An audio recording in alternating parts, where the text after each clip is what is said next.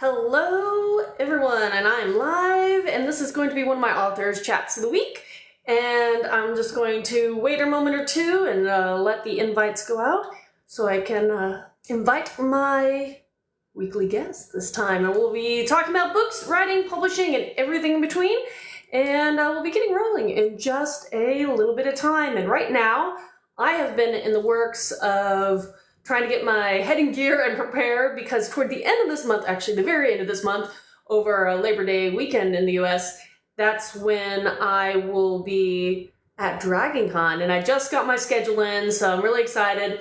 I have three different panels this year, and I'll be actually selling books for the first time there on Friday night, so that's really neat. Now, sorry about my background noises. I think my Facebook is getting a lot of messages, but that's always a good thing. Anywho, we're gonna get things rolling in just a moment. I'm gonna keep my eye out to see if my co-host is out and about and ready for the invite. So oh, there, perfect. And we'll get things going.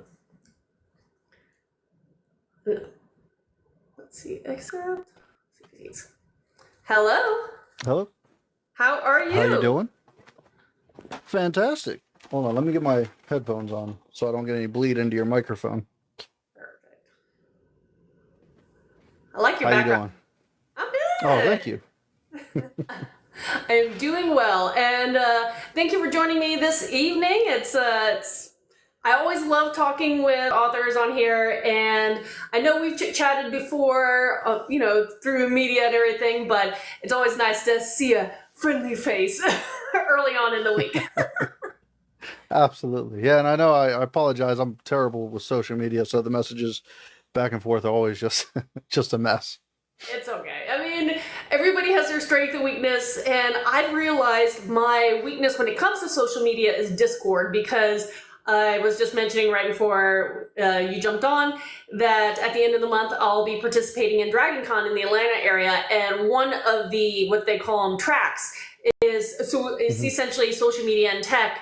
And I'll be the moderator for the book talk panel, but they keep reaching, out to me through Discord, which is the one thing I don't use. And I have to get messages from some other authors being like, check it, please, they're trying to reach you. I'm like, I am so sorry. I promise I'm here and functioning. It's just, I'm very bad when it comes to that particular platform, which I probably should be better about. But anywho, thank you for being here. And as I always do these things, I don't know if you've listened to a lot of my lives before, but I'll let you, as my co-host tonight, introduce yourself and what you write, and we'll go from there. And I see some gifters. Thank you, guys. Perfect. All right. Well, I'm Atlas Creed, author of Armitage up here, which just debuted on June 6th, 2024. And I've got a short story coming called The Dragon Mist that I'm releasing first to my newsletter subscribers. And then a few weeks later, I'll be releasing it to Kindle Unlimited. Hopefully people enjoy it. It's gone through beta reading, and I'm even having the wonderful Gavin Cash do an audiobook version just for my newsletter as well. That's really neat. That's actually really fancy too. So, okay, so you have a book out that just released and your short story that's up and coming. Are they part of the same universe? Are they very separate? So yeah, they are part of the same universe. Armitage is mostly focused on like a crime mystery plot. It originally, when I first drafted it, had no fantasy elements, nothing like that, and they just kind of worked their way in because it's just a big interest of mine. But yeah, so it introduces you into this world called Idramir. I can speak today.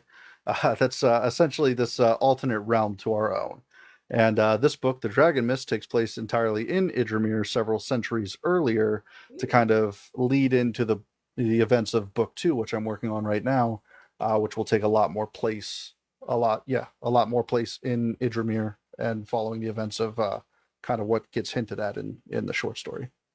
Well, now you're releasing short, and I've seen this happen a lot with other authors, and so far I haven't really jumped on this particular bandwagon yet. May change in the future, but when it comes to these releases and either releasing a book and then either a short story or a novella and then another full length, and I see more and more authors kind of releasing in that manner, and it's a lot of fun because you're building out the world and kind of allowing also little sneak peeks, little taster stories while they're waiting for the full length to come, because sometimes that takes a while. But Yeah.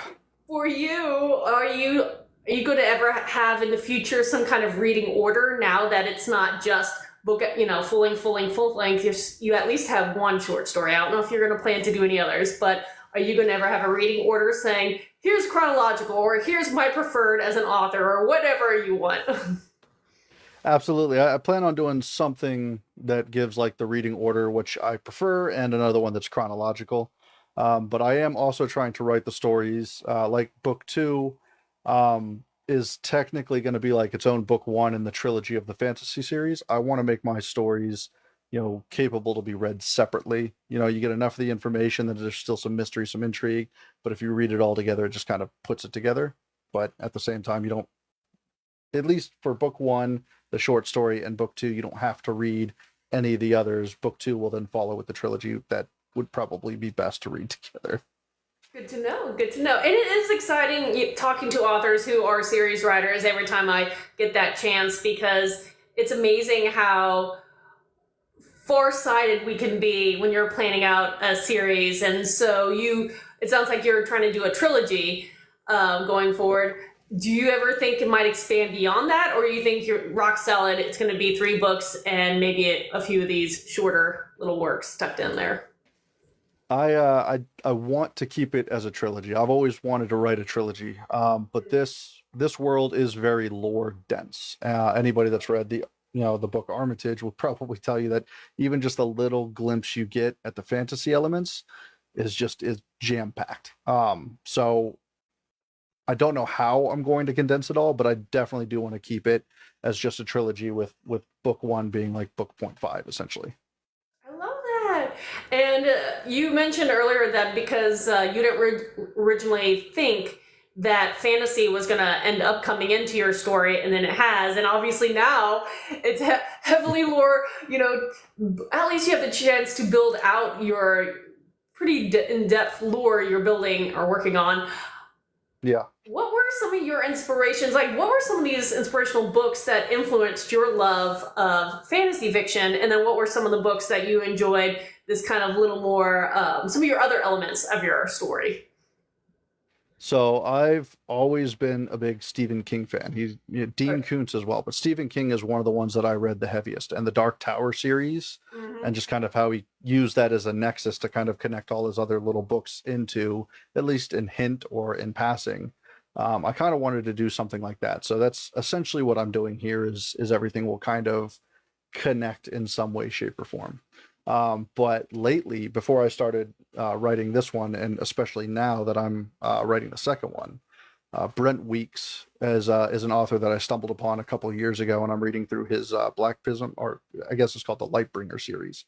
First book in it is called the Black Prism, and just the way he builds the world and the political intrigue, and just I don't know, the unique approach to his magic system and to the world he's created and the various characters, a very diverse cast of characters, had a heavy influence on where I'm going with this story. So what kind of otherworldly or magical elements can readers expect to find in the series? So in mine, I've kind of got like a light versus darkness theme. I tend to keep it relatively grounded. It's not going to get too mystical. But I have my own little Discord server for my books, and I just recently shared a picture of this mythical spider I created called a woodlock spider. And it's basically just a giant arachnid that's made of bark and moss. And instead of spinning silk, it spins briar branch, like the thorn bush branch. Wow. And I kind of got the idea as I was writing this chapter. The theme for my second book is trials. The 2 main characters go through a series of trials. And the first one is I had this guy stuck in a briar bush because I was inspired by Saw, the first Saw where the guy climbs through the razor wire. Yeah. And I was like, that'd be kind of fun to write, let's make it dark and gritty. So I did that with briar bush instead of razor wire. And then I was writing the chapter. I was like, it's really hard to make his only obstacle climbing out of briar bush exciting. So I was just struggling with it. And I wrote this one metaphor, kind of equating him to being trapped in a web of thorns. And that Ooh. was it. And I had that inspiration. I was like, what if this was a web of thorns? What if it was a spider web that was spun out of this thorn bush? And that's his obstacle. Is he ends up face to face with this gigantic arachnid that's trying to attack him, and completely rewrote that entire chapter and just had a blast with it.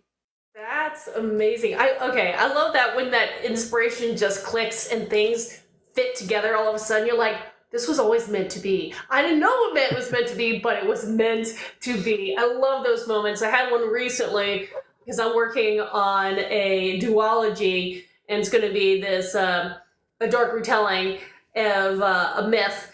And all of a sudden, I was doing like this in-depth background research of these minor characters, or so I thought, and then going deeper and deeper into the rabbit hole. And all of a sudden, it clicked, like how things were going to play out in a way. And I was like, oh, this is so beautiful. Oh, this is so amazing. I love those moments. And on the flip side, I made a note to see if I could remember this tomorrow. As a person who studied art in college, because I'm also an artist, there's a sculptor that I cannot think the name, so I'll have to Google it and let's see if I can pull up some images.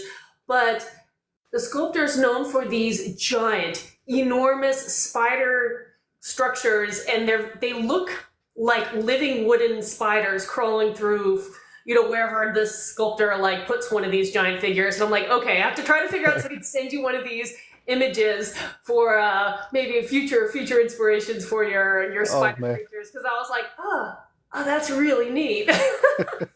That would be so awesome. If you can find it, please do send it my way. That would be great. Perfect. Okay, I have my homework. I am excited about this. Fun homework. Fun homework. Fun homework. You mentioned that you're doing a retelling. Is it kind of a secret on what myth retelling you're doing? I have not announced this one. And some of the reasons for that is because I'm working on publishing 2 long series simultaneously. One of them is a dark retelling of a Nordic myth, and that one is wrapping up this year. And then the new works that I'm working on, I did a standalone, and I'm doing a duology, and they're various retellings, but I haven't announced what they are. All I can say is the duology is based on Greek myth, but I'm trying to focus on a character that most people don't think of right away. But it's one of these interesting characters that that particular person's life has touched pretty much a huge generation of epic heroes that everybody knows about and thinks about, but they don't necessarily think of this one. But this one's been there all along, which is really neat. So that's why. But like I said, I haven't announced that one yet. Okay. So hush, hush, mum's the word on that one. A little bit. I don't know. I'm probably going to get bored at one day and just start talking about it one day and just being like, I'm not even going to make a big thing out of it. But right now I'm like, maybe I'll make this a thing. I don't know. It's fun. Oh, well, that's what you just described there is kind of my Achilles heel. I'm terrible at secrets. I'm sitting there, I was like, oh, I should save book 2's title and do a reveal of that and do a reveal of the cover. And I got too excited. I've done like little reveals here and there, but I'm like, maybe people forgot about it, and I'll try it again later and see if it still catches on. Well, it's like that whole soft opening versus hard opening of anything. If people follow you in super depth, you're super fans, they may have picked up on it. Cool, that's great. Oh, yeah. They're your super fans. You want to give them those teasers. On the other hand, for everybody else, do your official announcement release. Make it fun. There you go. That's the thing, is like the marketing for me for many authors, it's the weak link. And I know that for sure. When it comes to my Viking series, because they're novellas, I release them in fairly 4 years, so rapid succession, relatively speaking. And so because of that, I really don't do big promos or long things. It's like, you can expect 4 a year, and that's how I've been doing it. This is the last year, so it's a countdown. And I'm trying to rush to make sure I put the last 3. But I don't really make a big thing out of them. I just wanted them to I just had fun with them. Going forward, I have to be a little more strategical. So that's why I'm trying to be like, be smarter about this. Create a buzz, get the excitement, try to do better. But so what are some things that work for you when you talk to the world? Social media, newsletters, face-to-face. What has worked for you about finding readers? Because that can be hard. Yeah. So I'm still hunting, I would say. You know, I really began my author journey, if you will, last September. So it hasn't even been a year yet. I got on social media and I was like, I'm gonna start broadcasting myself to the world and kind of start talking about my book, even though it was already in the work. Actually, it was already done before I started, doing all that stuff, and I was just Seriously. obsessing over it. So I came in all serious. I was like, oh, I'm gonna give like some writing advice and writing tips, because that's what I see everywhere. And then I just watch all these other people. I'm like, wow, they're much better at it than me. I'm like, they're giving the same advice, but they're presenting it so much nicer. I was like, I'm just gonna Yeah. walk away from that. I was like, so I'm just gonna lean into my goofy self, and so I started doing like little made up characters, and I got kind of recognized for two of them. I had a big one where I put on the motorcycle helmet because I saw that bike talk was being big, and then I would just be reading my book, and people were like, oh, you should do the door lean, and I'm like, oh, okay, and then instead of doing a door lean, I just like fall flat on my face kind of thing. You just have some fun with it.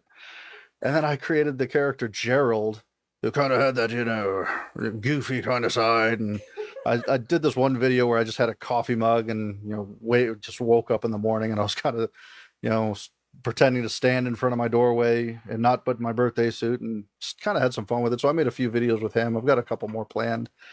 And none of it's really advertising my book. Mhm. I'm just trying to entertain people. The Mhm. only place that I've really had success is on my in-person events. My online sales are pretty much non-existent, but the in-person events I just have a blast with. I love You know, that. I can kind of just be my goofy self, and people kind of resonate with it.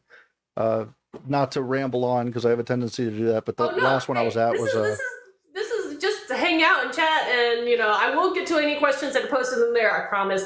But yeah, this is the point where you talk about what you love, and we well, hopefully love our writing. So hopefully we'll talk about writing, and hopefully talk about how it got us here. I think I love it. I don't know. Like I enjoy doing it, but then you get smacked in the face with imposter syndrome. You're like, ah, I'm a terrible person. I Yeah. suck at writing. But so the last event I did was just this past weekend. It was a 4 hour event. It was a grimoire exhibition, and Ooh. I've got a witch in my book, and it was like, oh, it's all things horror and witches and occult and all things spooky. And I Mm-hmm. was like, cool, let's try it out. Why not? I'll throw my hat in the ring for just about anything at this point. See what sticks. And I brought about 30 books, and at the end of it, I had three left. So it went really well for a 4 hour event. We were inside a sports complex, and we were on the indoor soccer field. That's where the whole event was being held, and it was sweltering hot. They they had AC, but with just the number of bodies and everything, I'm just standing there sweating. And then of course the people traffic got backed up right in front of my stall, so I kind of used it as an opportunity. It's like, hey, while you're trapped here, do you want to hear about my book? I could sweat over top of you, kind of thing. And a lot Mm-hmm. of people were just like, yeah, it's goofy and weird. I'm here for it. Let's do it. I love that. Okay, that answered my question for you because it's been so long since I've done a book signing, and back then it was like just me, tucked away at like a mom and pop shop. And again, I promise I'm going to get to your questions, but mom and pop shop. And so starting this fall, I'll be doing big events, and so I'm like, how many books should I bring? And so I just asked that question on social media, being like, does anybody know how many books I should try to bring? Because the problem is, now that I've written so many, I'm like, do I bring 30 overall or 30 of each? And that sounds woo. But yeah, I have no idea, have no concept Oh, of what to do, so I just ordered some more, and I have no idea. so for the longer events, I haven't done it. I know you mentioned you're going to a Dragon Con, which by the way, congratulations. That's awesome. Big event. Thank Um, you. but so the one that I did that was an over the weekend was Blurred Con, and that was close enough to my house. It was like an hour away. So what I did was I brought about 25 books. I had hardcover, so I brought about 12 hardcover, and I brought 12 paperback with a display of each. So it turned out to be about 26 books overall if I count the two displays. Mhm. Um, and then every day I would drive home. Like the first day, I sold 10 books. A mixed bag. I can't remember how many paperback, how many hardback, Mhm. but I just made a count of it. And then when I went home for the evening, I just brought that number back to replenish my stock. And I think for the entire weekend, for all 3 days of the event, which considering it's more geared towards like comics and movies and stuff like that. Nobody was really looking for the books. I think I sold about 28, 29 books overall for the whole weekend. So about 10 books a day, which I thought was pretty good. I mean, my book just released in June. I'm a nobody author. My name's kind of getting out there on social media. But yeah, so I would say, if I were to do it again and I had to, or do it again, if I had to do it somewhere where I'm not so close to home, I would probably leave a stock up in my hotel room and maybe bring like one box that I can slide under the table if I ever just need to replenish stock or if I'm getting low on stock. But I have noticed that when my display items start getting low, people tend to start grabbing stuff a little bit quicker. Yeah, because they want the before it goes away. Oh yeah. Yeah, absolutely. I had done a, yeah, go ahead. No. Okay, I will. Okay, I'm about to get your questions because I have a couple popping up. But one thing that another author had been doing, and I was like, can I do the same thing? Again, I'm still new to going to these conferences, so people don't really, expect to look for me there. But it was just such a interesting idea of, hey, when you're starting to build your social media presence, or if you have, create a Google, a Google form, and then say, if anybody's going there and wants to pre-order the book to secure it, do it there. And then that's another way to kind of get an idea of, how many you need to order, because all of a sudden, if you get 50 pre-orders, you have them just set aside and you can still order 50 more to sell at the event or something like that. I thought that was smart. So I'm trying to copycat that one for these events that are coming up this fall. And I see Daniel having a couple questions popping up, saying, what's a good way to transition between chapters? So when you write, how do you end one chapter before, and trying to pull the interest of a person into the next one? So would you like to answer this one first? Sure, I'll give it my best shot. I kind of cheat, if you will.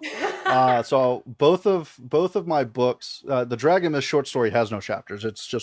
It's about 4,700 words. It's continuous. I don't have to worry about chapters. But for Armitage, I would switch point of views. So like I knew where I would want it to go, and I'd leave it on a cliffhanger, and then I would do another chapter from somebody else's point of view. So that way I didn't really have to worry about the transition.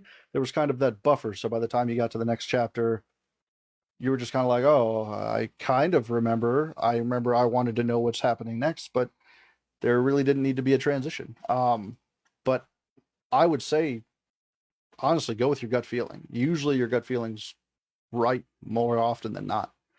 So.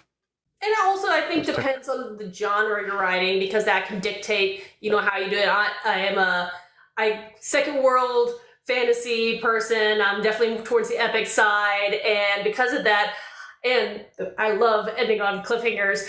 I love reading cliffhangers. I like ending on them. So I am that person. Be aware, but that's a great way if, depending on the reader, some readers don't like that. But to catch someone's interest, because now they're like, oh no, what happens next? I'll just read a couple more pages and then the next chapter and the next chapter. So I do that approach. Yep. Though for the first time for one of my upcoming secret projects, I've written a book with multiple POVs, which is something very new to me. And because of that, kind of like what you were saying, is you end one chapter and you switch, and the people have to read through to get back to that first storyline. So they have to read through two other people. They're like, and then you catch them on the other storyline. They're like, wait, I want to know what's happening there. And so that is a very smart approach as well. So again, it depends on genre, but that's how I've done in the past. So it's nice and it works.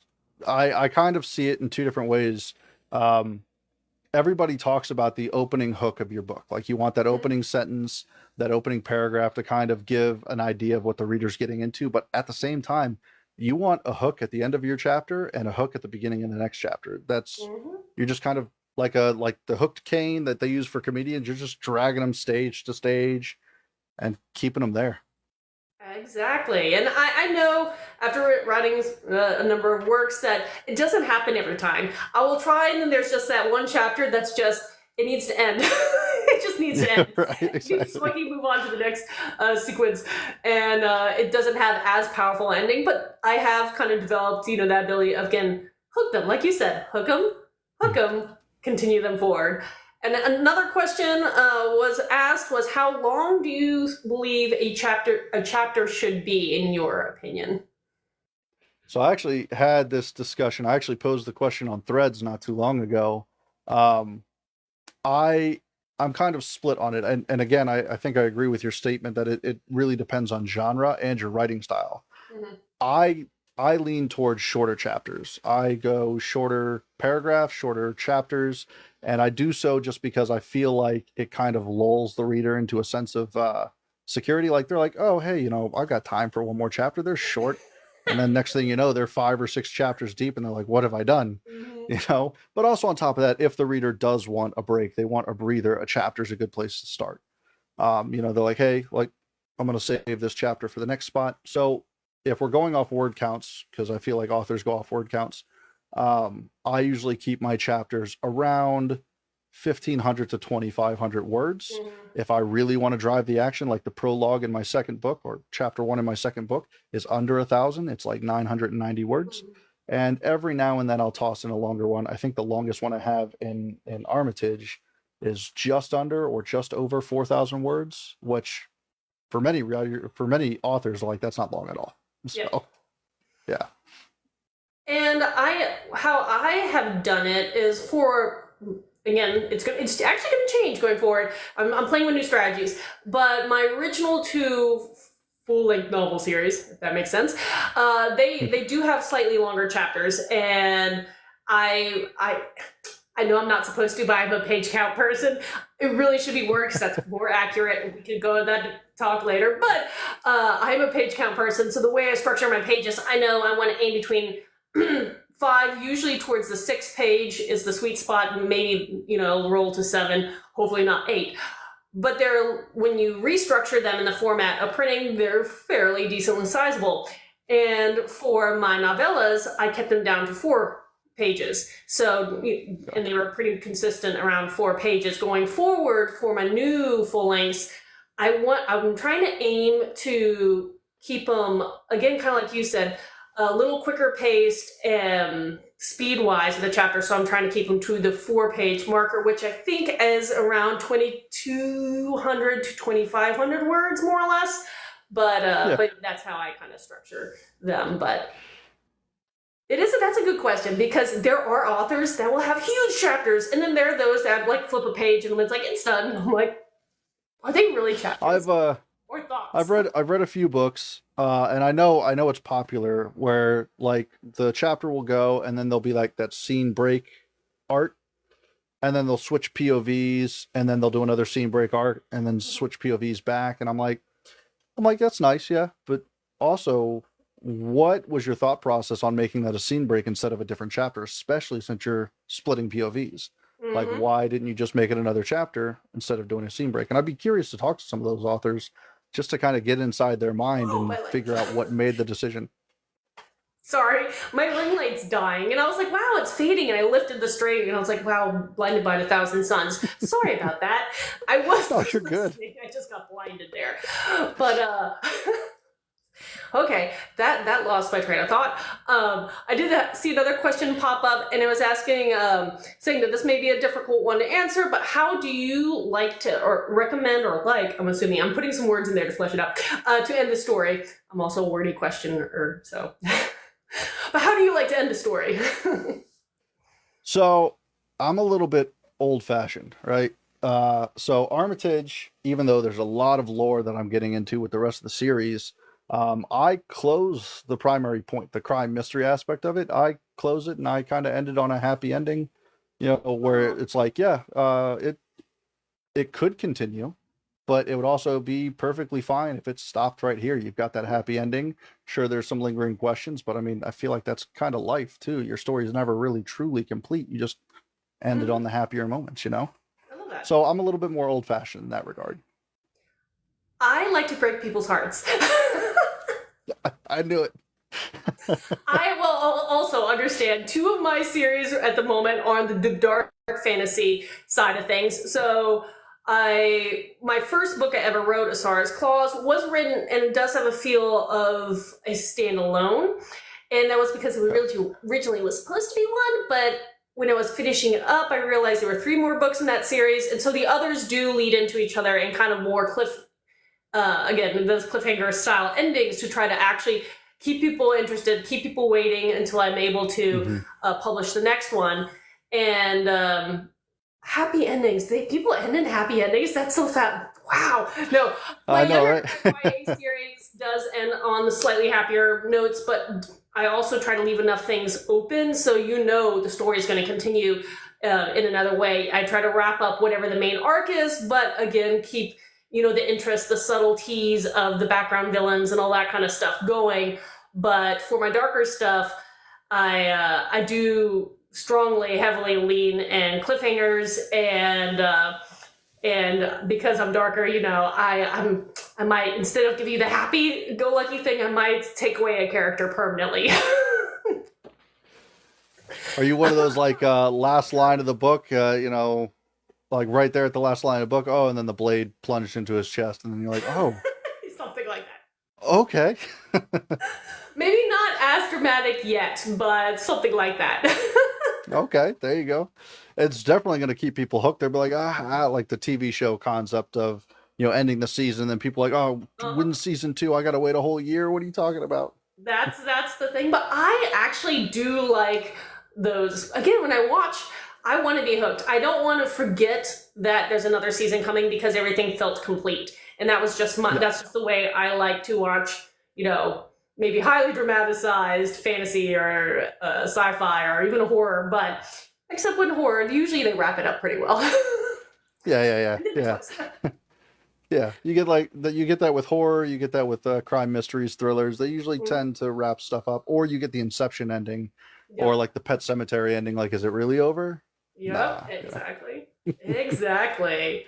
I love that. Great question so far. But yeah, for you, so you're working on your second book.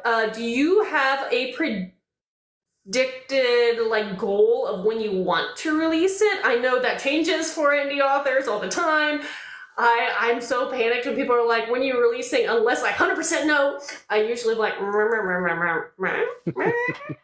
but how about you? Do you have an idea of when you're releasing your book 2? Is it next year?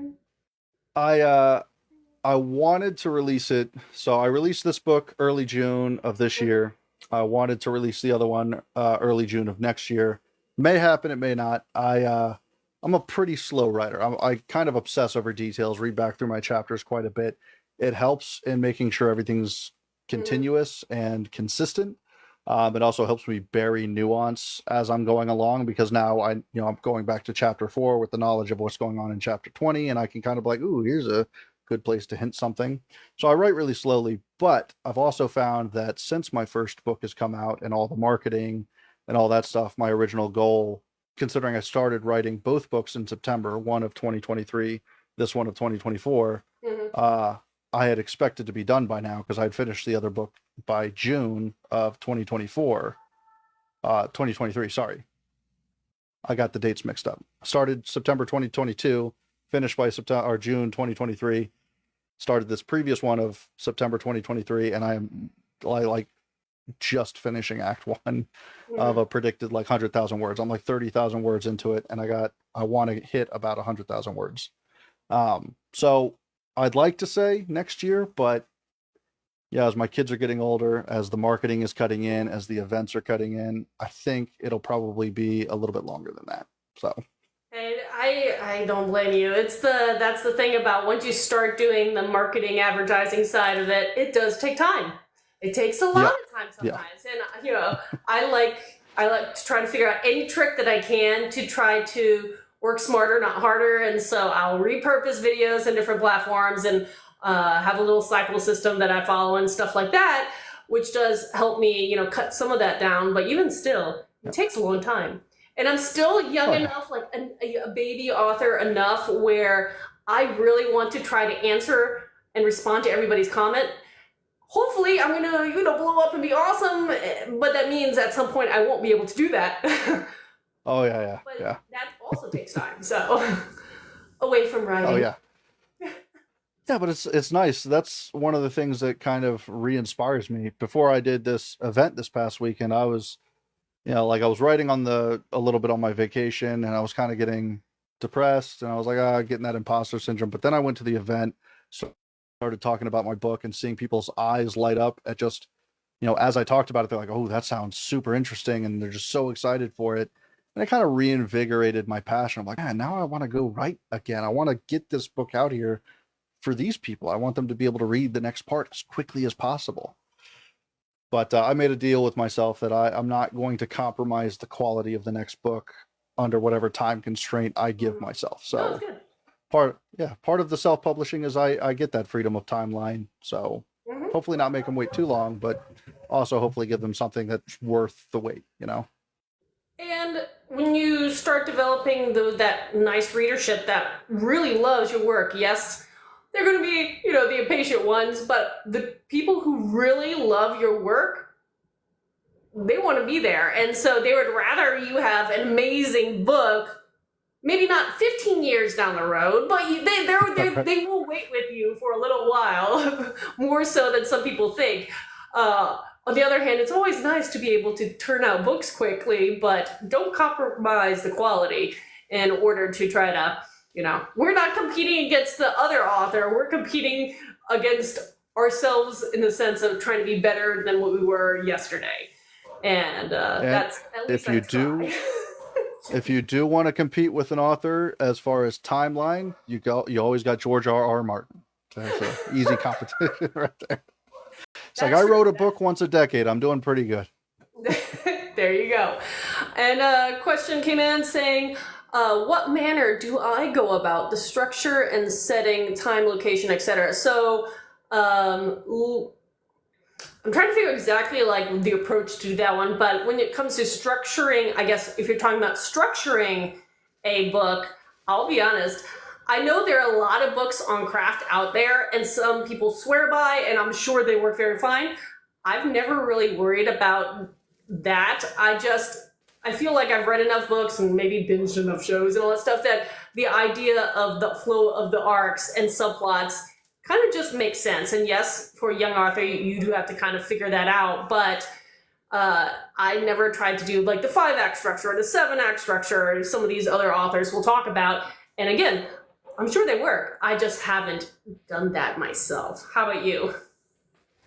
To say I'm a pantser, so there is no plan, there is no outline, there's nothing like that. But I have found, at least with my first book and with the short story, what worked for me was I did my first draft, I threw everything out, and yeah, same as you, I had that history of movies, of books, of TV shows, so that structure's kind of already in there. That once the book was written, I took what I had and I made an outline out of it. And then I used that for my own personal developmental editing to make sure things flowed nicely and logically and made sense, with how I wanted it. But, and, of course, after everything was said and done, I realized after the book was written, I was like, oh, I actually have a 3-act structure somewhere in here. It kind of, that, does that yeah, sometimes. it just kind of fell naturally on its own. But yeah, I would say that, again, back to the whole gut feeling. If whatever your gut feeling is, more often than not, it's probably right, because it's usually based off your own real life experiences. And, there's got to be some truth to that. Yeah, and everybody's worked for this writing. book. Oh, sorry. No, I said it worked for this book, so. Yeah, no, what I was about to say is that everybody's writing style is going to be different, and you just have to figure out, and it does sometimes take time to figure out what works for you. And what worked for me originally was I already, when I come up with an idea, new idea, I already know the end game. I know more or less the characters and the main plot points and maybe a lot of the subplots, but I also, when I begin writing, try not to be so constrained, which allows characters to write themselves into being, backstory to reveal itself, and kind of, again, these other subplots and minor occurrences to happen, which is a lot of fun. Going forward, I do want to play around with maybe having a slightly more rigid plot structure, because I was working on a book earlier on this year, and it was a 6th book of a series, and so everything's coming together, and it's a multiverse, so there's lots of characters, and I just had to stop, because I got to the point where it's like, in the very, very far distance, I know where I want to go, but I have no clue how I'm getting there, so I put a hard stop. did a refresher series. So that's what I'm working on right now is my retelling, which is my palette cleanser. And then I'm going to go back and kind of deep dive and work on outlining that one a little more than I've ever done before because that particular story needs it. I think when you're dealing with that many moving parts, it kind of needs some sort of structure. But I agree with you. The palette cleansers, the short stories in between, they help a lot. You know, it kind of gets you out of that slump, and you come back with like fresh ideas and like a new take, and maybe even you're still feeling the inspiration from that short story or that anthology that you're part of, and kind of use it as momentum for your next book. That's true. That's very true. And actually, fun thing about anthologies, that is something never done. And I'm highly curious about because if anybody is a young writer and is great with, like shorter works, which I need to challenge myself to do better short stories. I like my short stories, but I don't write them a lot. Can't you tell? I talk a lot. Me too. I get it. And but anthologies are a great way to try to get the word about you and your writing style. Is join in them because every author in that anthology will be promoting it, and you get a lot of crossover and hopefully new readers from that traffic. And that's something that I would like to start doing. I just never done before. Have you ever considered doing something like that? Actually, funny enough, shortly after I got on TikTok, there was another author that liked my videos and tossed my name in a hat for an anthology that, I finished writing it, my little short story portion of it, and it actually comes out this October.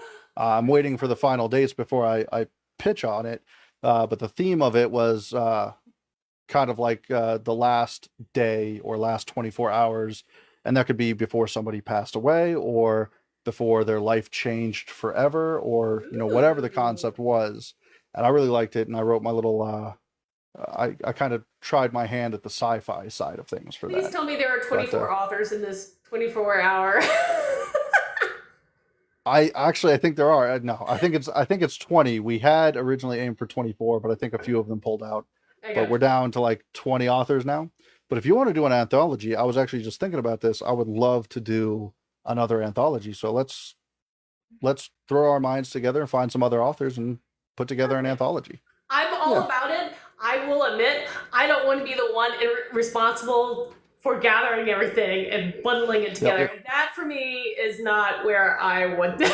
But if someone else wants to do it, I'm about that. Let me know. I 100% would be in because, I think I'm a goal-oriented person. So if I am like, commit to myself, then I'll do it. I'll do it. It's great. It's fun. But if I don't have those goals, I don't do it. And it's like every year I'm like, at least once a year, I'm going to write a short story. Well, I haven't done that this year because I haven't set a goal. Last year, I tricked myself into one. And this is how. And this is another this little sneaky marketing things that I actually thought was brilliant. Learned it from another author. So for my Facebook group, which a lot of people now do Discord, it's a similar idea. But for my VIP Reader Facebook group, what I did was I told them, pitch them an idea of an upcoming series that I want to write, which is The Witcher meets D&D. It's going to be dark fantasy. I did this whole spiel. And I'm at the very, very base world building stage. So I was like, we're going to, as a group, make a monster. And so I walked them through this monster building process, and we had to consider, the environment and personality and, intelligence level and all this kind of stuff. And the creature that was actually very terrifying that they came up with, what I did is I told them that this monster will be featured in the first book of that series when I get to it, but it'll take a few years. But because you all did this and stuck with it, I'm going to write a short story and gift it to you. And so that's what I did, where that was like a featured character in a short story. And that was how I tricked myself into writing a short story. Like, I can't let these people down. They did such an amazing job. I have to get this to them. Yes, I did. And actually, I was like, I feel good about that. But I haven't written a short story since. I need goals. It's tough. I had thought about doing a bunch of short stories for those, like the bits of information that I had held out and didn't want to put in the book. But I'm like, I can't write them now because if somebody hasn't read the book and they read the short story first, it's actually going to spoil stuff in this book. And I was like, that's not what I want to do. So I'm kind of holding off on that to, maybe one day this book will get, big and a lot of people have read it. And then I'll dive into the backstory on some of that stuff, some of the history behind the characters. always have like a bonus bundle, something. Like if you're building something out, have a bonus bundle for, again, your fans and say, hey, if you're supportive of all this stuff, here's some fun little sneak peek trivia facts that I can give you because you've read it. You have to prove. Here's a question. Answer this one question. I've done that with a couple people that I know read it, and it was totally not in my Discord. It was just through messages and stuff like that. But as they were reading, I was like, oh, wouldn't this be a cool thing? I was like, actually, I sounded like that. I was like, well, yeah, I kind of had that thing going on. And I just tossed out these tidbits like, oh, yeah, that makes sense. But there's just a lot of information. I'm sure you've encountered it too, where I want to put the information in there, but I can't find a way to put it in there where it doesn't seem like I'm forcing it in there. Yeah.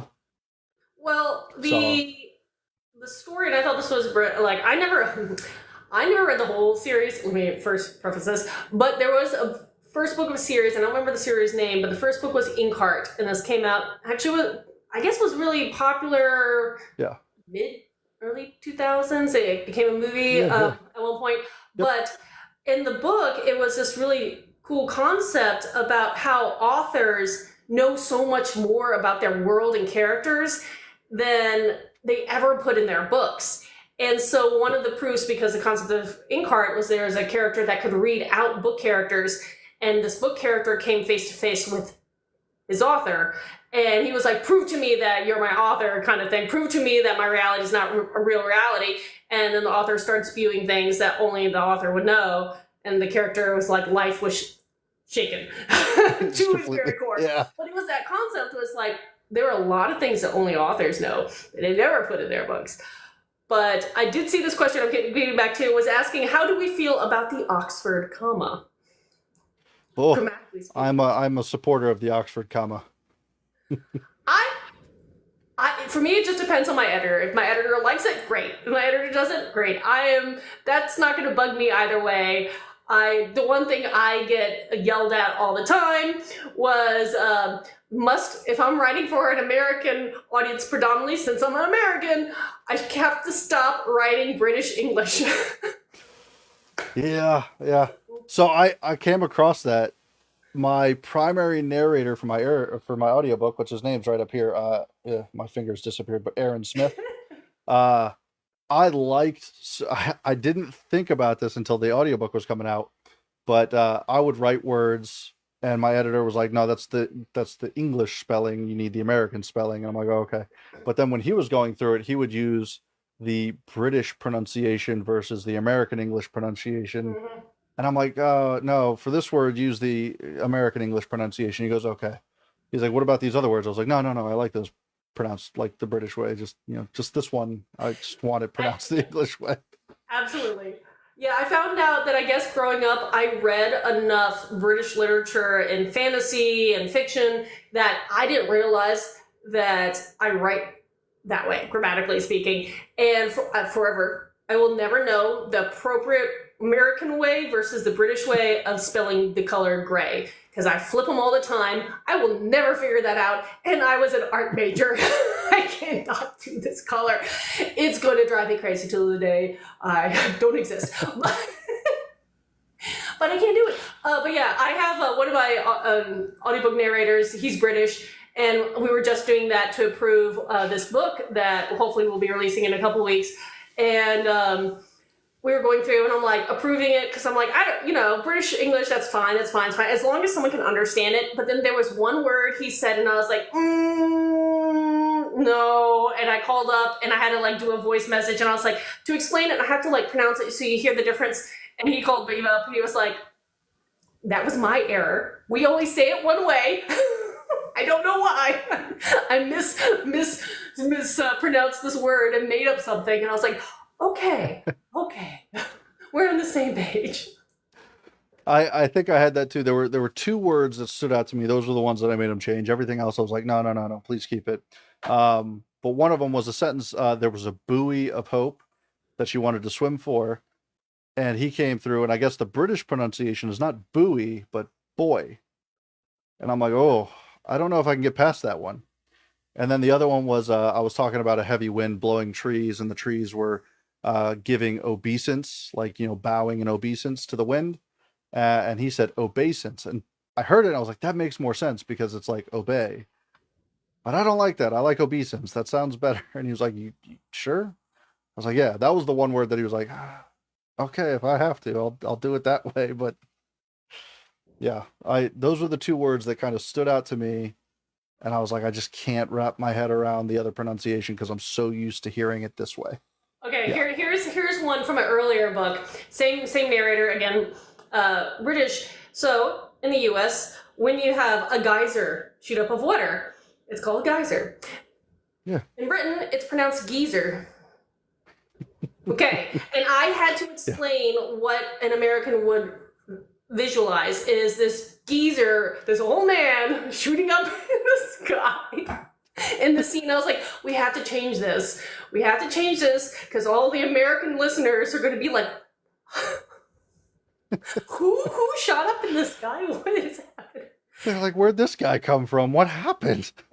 What is going on? Yeah, so they're funny little stories when you're a writer. But the hour is racing by, so let me, before it gets away too much, ask some of my regular weekly questions.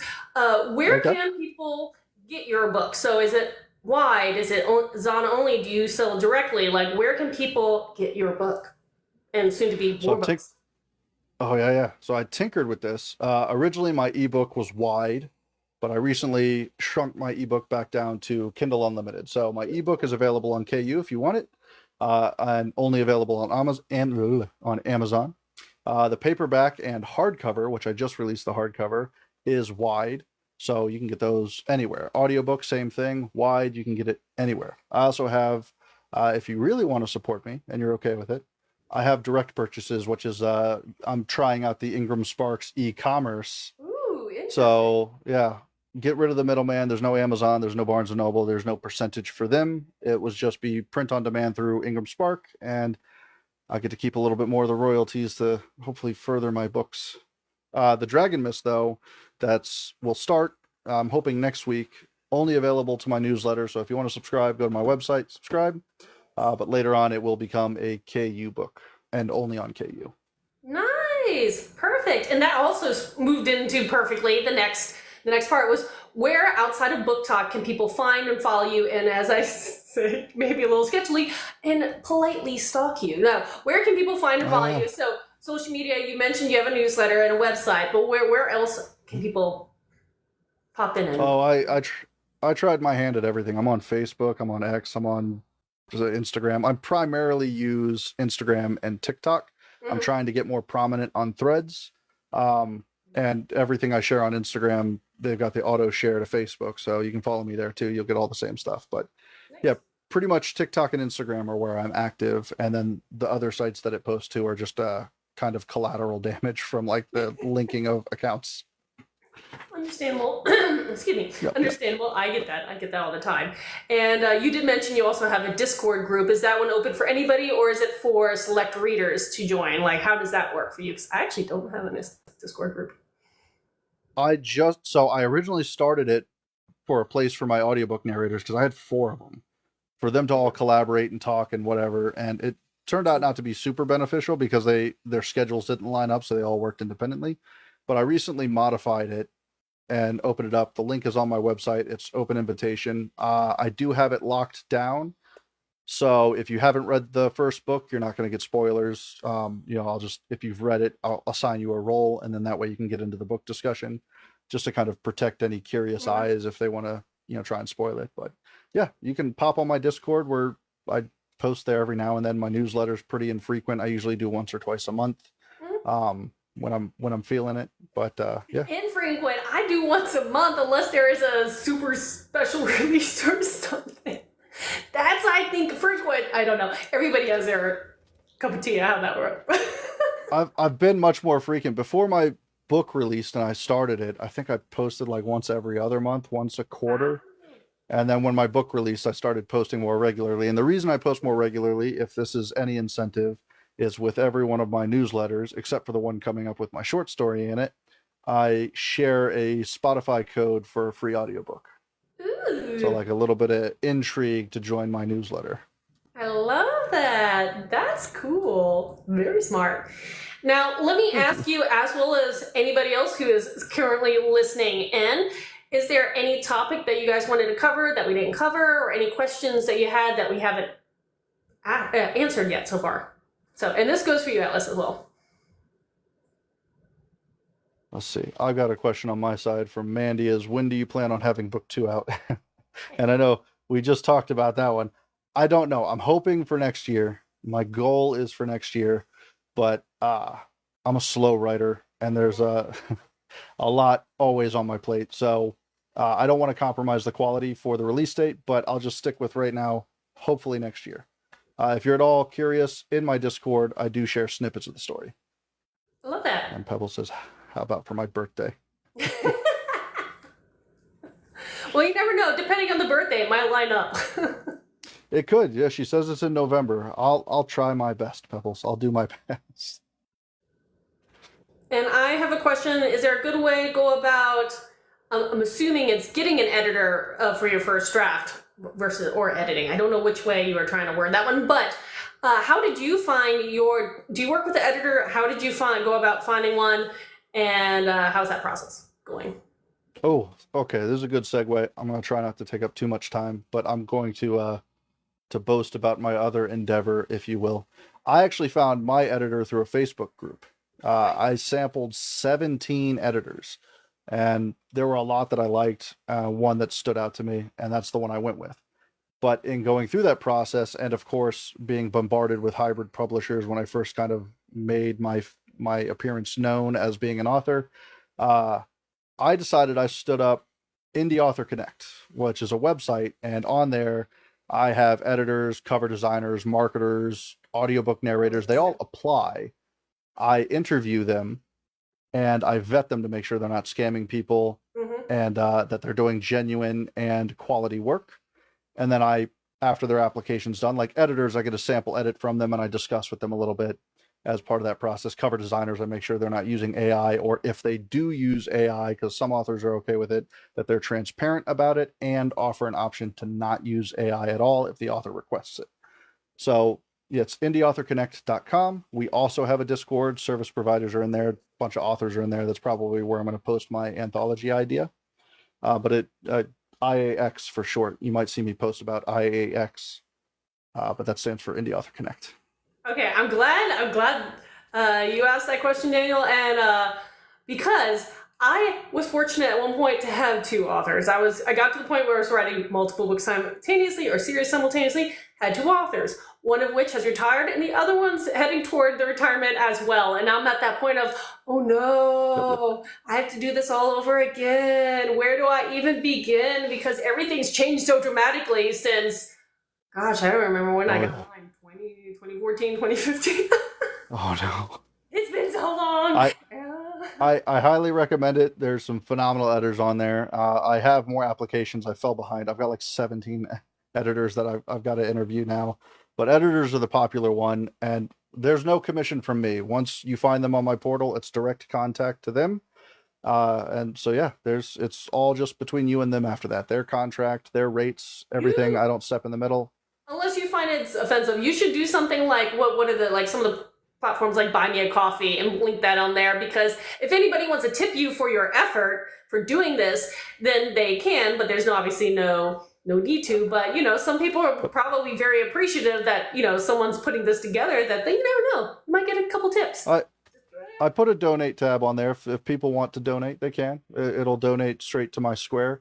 And I do have merch, but the intention with the merch is to build an author fund. So if people buy the merch, whatever proceeds we get from that, we're building an author fund.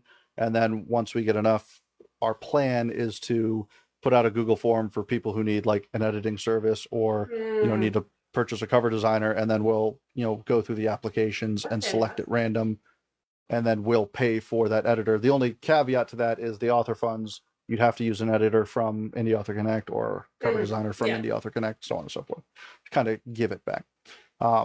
But yeah, so absolutely join the Discord if you'd like to. I know you said you're terrible at Discord, but anybody else that's listening, feel free.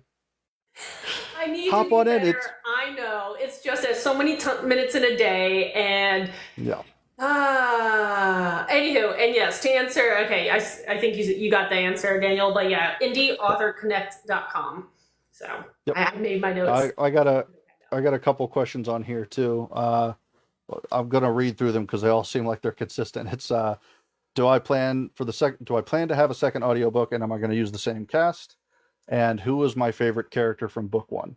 Ooh, Yes, I am planning on having a second audiobook. I am planning to keep the same cast. I might even add in one extra narrator because I'm a masochist, I guess.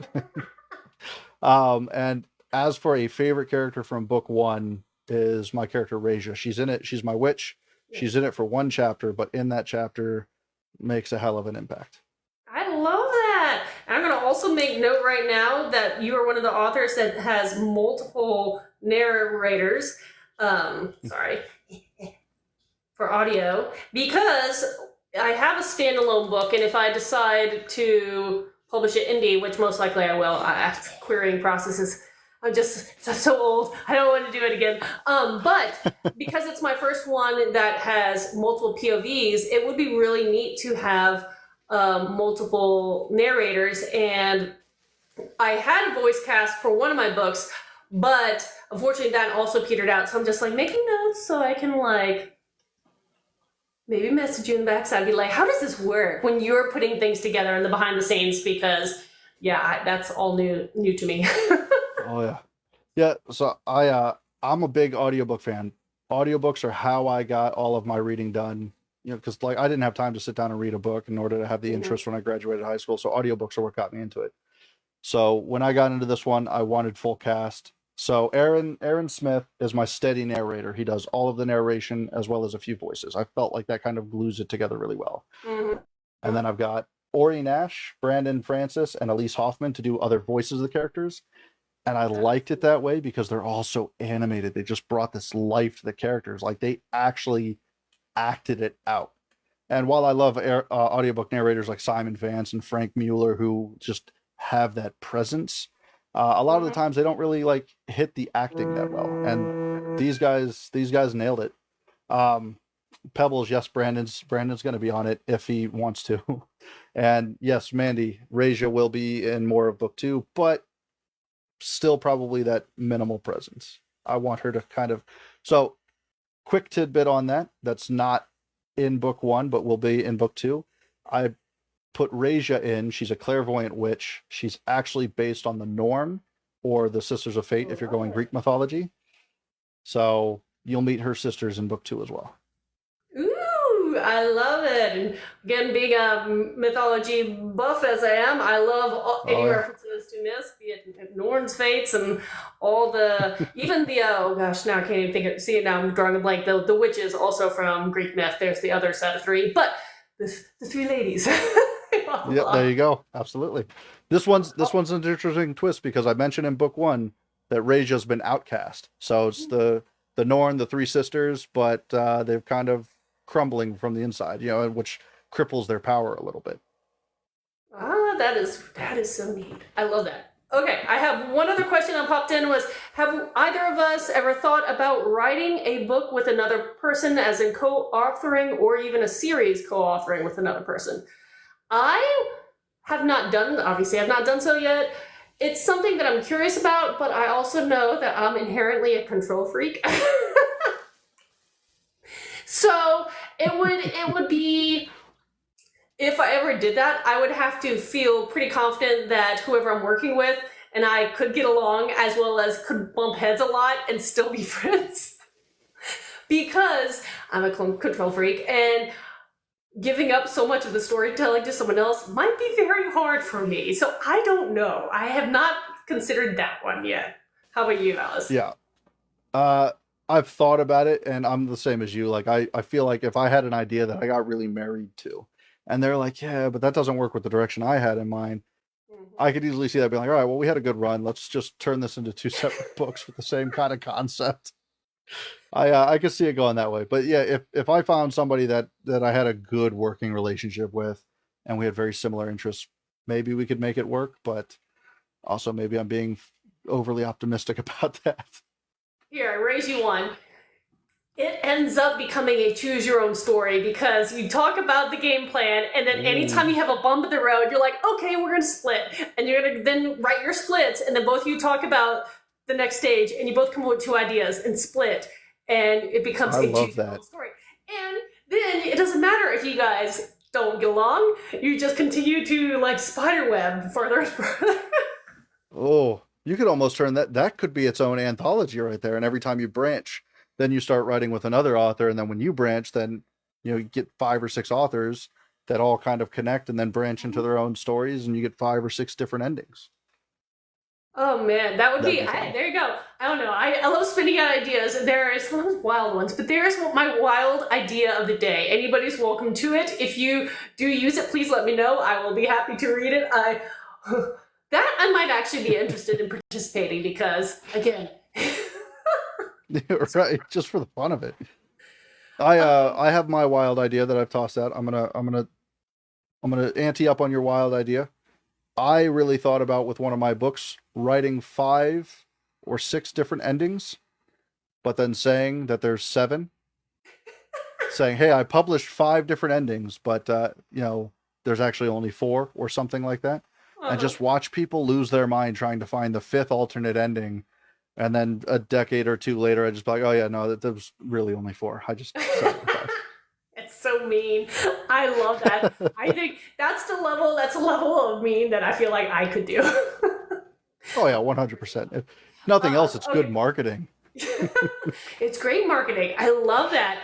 Make people do a wild goose chase for forever and have all the conspiracy theories. And okay, so I see a question. Wait, that may be the question you answered earlier. Who is your favorite character? Okay, I think that was one you answered earlier. Mandy just started popping up on mine. Hello. Are my book audiobooks? Okay, she's asking me, are my audiobooks, or do I have audiobooks? I can read. I do. Right now, I'm in the works trying to turn all 3 of my series into audiobooks. And because it's not necessarily a cheap thing, I'm doing the best I can to catch up to where I am with my writing. But for my young adult series, which is Adventure Quest Portal Fantasy set in a magical multiverse, clean fantasy, great for young readers. That one, I have the first 2 out, and they're narrated by Blanca Frappier, and she's a book talk narrator here and a fantastic person. Works very well with my obscenely large cast of characters for this multiverse. My dark fantasy for adults, which is my retelling of Norse mythology, that one has 4 of the novellas out, 1 of the omnibuses, which is a collection of 1 through 4, and the 7th one might even be released right before the end of the month. We just had the approval today, so it takes up to 14 days, so ish. So we'll see when it releases, but that one's coming down real soon. And then for my debut series, which was a dark shifter fantasy for new adult readers, so shapeshifters and war scenario, I had a full voice cast for that one. And so every character has its own narrator and sound effects. It was a lot of fun. And that one is Asara's Claws, and that one just released as an audio book earlier this year. Though unfortunately, that was such a large, long process. That one took me about 3 years to do. I will not be continuing it as a giant voice cast like that because that took too long. It's really cool, but it took too long. But all my books will eventually become audiobooks. Sorry, that's a very long-winded, again, always long-winded explanation, but it's the only thing I have. No, that's awesome. And I get it. The full cast narration definitely takes a while. I decided, because I have audio engineering background, so I decided to just take their raw takes and then mix them all together so that way I could obsessively work on it until it was all done. But I cannot imagine one of the narrators, because I know when you do a full cast, you usually get one narrator handling all the work, and then they've got to go with a book that they're not entirely as intimately familiar with as you are. I could see that being tough to work with. It's yeah. It was the recording of it surprisingly wasn't that hard, but it also all fell over COVID. And so there was that little hurdle. And then it was a group who was their first time trying to do an audiobook. So the endeavor was a little longer than they thought. And they got really in depth with the sound effects and creating music scores and all that stuff. Again, really cool. But took a long time. So we agreed that this probably wouldn't be the smartest way to finish the other 3 books, or else I would be working on this project for the better part of a decade or more. Yeah. Yeah. Oh, yeah.